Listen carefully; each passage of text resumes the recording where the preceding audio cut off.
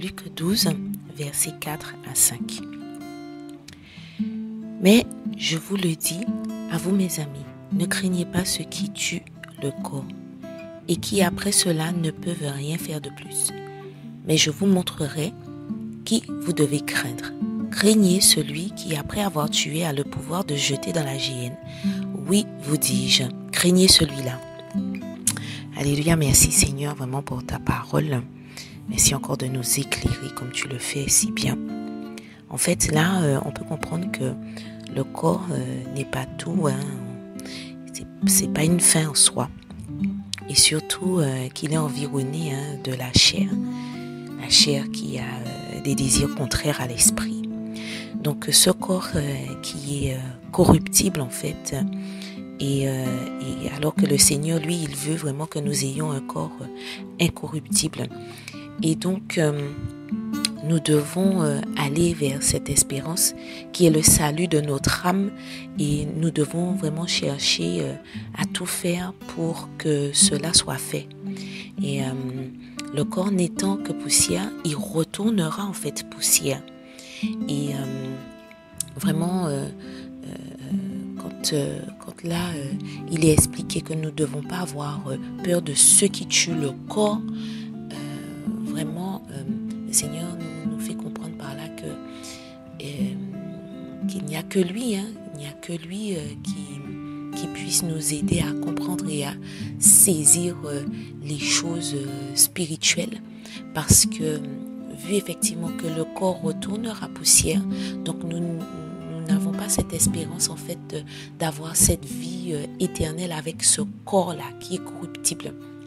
Et donc du coup, vu que c'est lui qui donne la vie et qui la reprend, donc nous devons avoir à craindre lui et lui seul, parce qu'effectivement la parole explique très bien qu'une fois que ceux qui tuent le corps ont tué le corps, après il n'y a plus rien.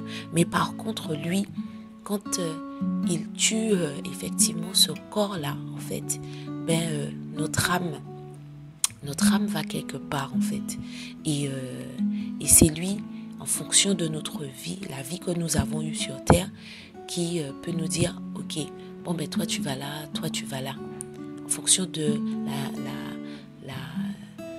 la vie que nous avons menée par rapport à notre foi, par rapport à ses ordonnances et par rapport à comment nous avons marché vis-à-vis de ces préceptes, en fait, de ces commandements. Alléluia. Et en fait, il dit au verset 5, craignez celui, après avoir tué, a le pouvoir de jeter dans la géhenne. Et il faut savoir aussi que dans la géhenne, les temps de feu, en fait, là, c'est destiné vraiment à tous ceux qui n'ont pas marché avec le Seigneur et qui ont suivi les voies, en fait, de Satan. Et on peut lire dans Apocalypse 20 au verset 10.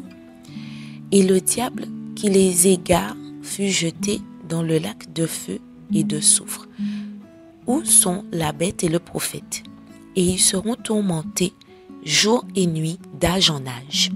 Donc nous comprenons très bien en fait que là c'est pour l'éternité en fait qu'il va y avoir en fait que notre âme sera l'âme des personnes en fait qui n'ont pas fait la volonté du Seigneur sera tourmentée d'âge en âge et jour et nuit et vraiment pour l'éternité en fait.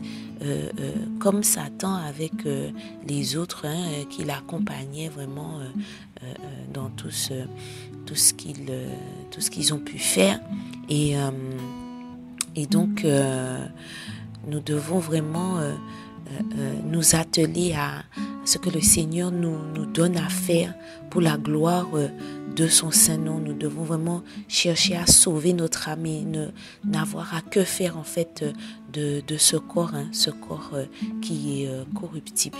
Et vraiment courir vers un corps incorruptible. Et c'est ce que lui, le Seigneur, il nous propose. Et nous pouvons aussi, nous avons un exemple avec Stéphanos, Étienne, qui a vécu cela, en fait. Et où, après avoir expliqué certaines choses au peuple,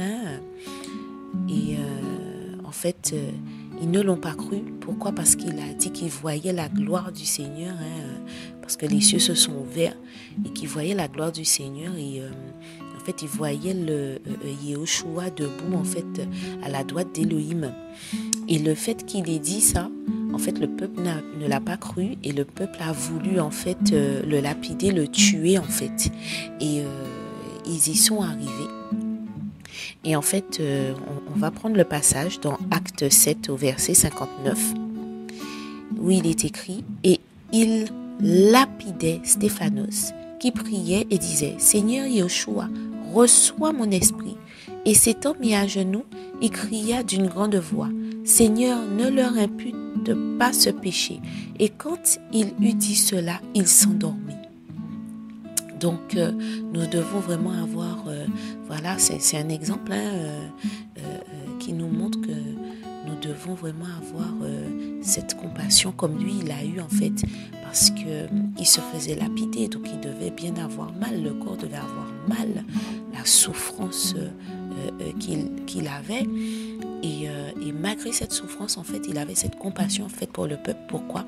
Parce qu'il avait compris que le peuple ne connaissait pas le Mashiach, le Seigneur comme lui, il avait connu le Mashiach parce qu'il avait marché un temps avec le Mashiach.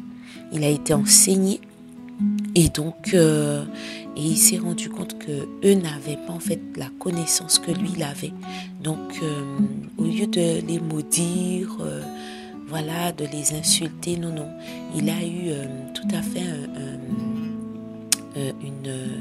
une action contraire en fait, et il a plus demandé vraiment au Seigneur de ne pas leur imputer ce péché, mais vraiment de leur faire grâce. On comprend par là qu'il voulait que le Seigneur leur fasse grâce et qu'il ne les tue pas ainsi, voilà, qu'il puisse leur permettre de connaître un jour cette espérance en fait qui est le Mashiach, qui est Yehoshua Mashiach, et afin qu'eux aussi puissent rentrer dans cette vie éternelle en fait que le Seigneur propose.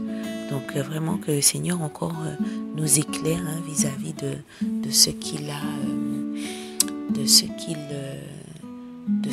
à nous faire comprendre, afin que nous puissions saisir et vraiment marcher d'un seul pas à ses côtés, que nous fassions sa volonté en tout temps. Donc vraiment que nous ayons vraiment à le craindre, lui et lui seul, parce que lui seul sait ce qui est bon, pas pour nous, lui seul peut nous conduire. Si nous courons vraiment vers cette espérance, il est l'espérance. Donc que nous demeurions encore plus et davantage à ses pieds, qui nous éclaire encore et encore, afin que nous obéissions en tout temps à sa parole, à ses ordonnances et à ses commandements. Alléluia. Merci Seigneur pour ta fidélité. Amen.